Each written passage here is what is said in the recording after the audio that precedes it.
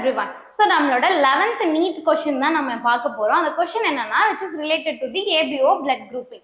So question என்ன கேட்டிருக்காங்க, blood group of the father is A and blood group of the mother is B. Then predict the blood group of the progeny.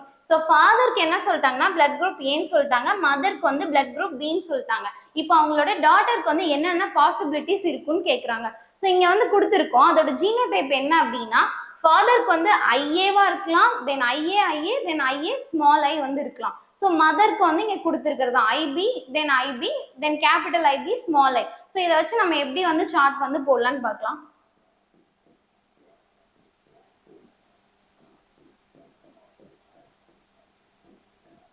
So நீங்க இப்ப cross வந்து பண்றப்ப என்ன வரும் அப்படின்னா ஐஏ தென் ஐபி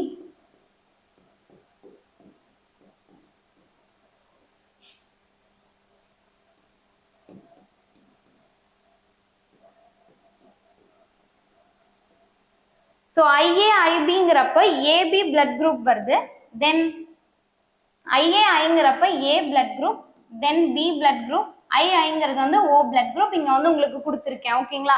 ஸோ அப்போ என்ன வரும் அப்படின்னா அவங்க டாட்டர்ஸ்க்கு என்னென்ன பாசிபிலிட்டிஸ்னா ஏ பிளட் குரூப்பும் வரலாம், பியும் வரலாம், ஏபியும் வரலாம், ஓ பிளட் குரூப்பும் வரலாம். ஸோ இதை வச்சுதான் நீங்க வந்து எப்படின்னா இந்த ஏபிஓ பிளட் குரூப்பிங் கொஸ்டின்ஸ் வந்து சால்வ் பண்ணணும். ஸோ அதுக்கு நீங்க வந்து தெரிஞ்சுக்க வேண்டியது இந்த ஜீனோடைப்ஸ் ஏபி அண்ட் ஓக்கு. ஓகேங்களா? தேங்க்யூ.